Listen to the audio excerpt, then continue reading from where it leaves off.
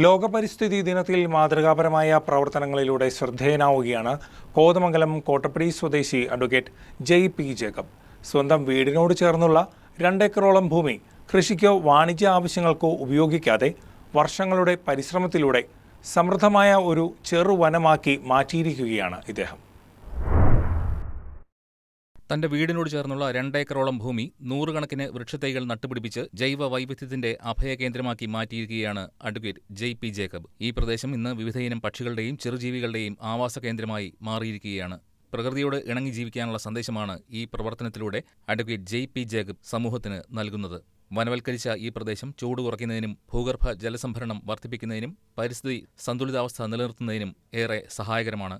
കോട്ടപ്പടിയിൽ എനിക്ക് പാരമ്പര്യമായിട്ട് കിട്ടിയിരിക്കുന്ന ഒരു 5 ഏക്കർ വസ്തുവുണ്ട്. അതിൽ ഒരു 2 ഏക്കറോളം വസ്തുവിൽ ധാരാളം മരങ്ങൾ സ്വമേധ ഉണ്ടായിരുന്നു അവിടെ. അപ്പോൾ അതിൽ ഞാൻ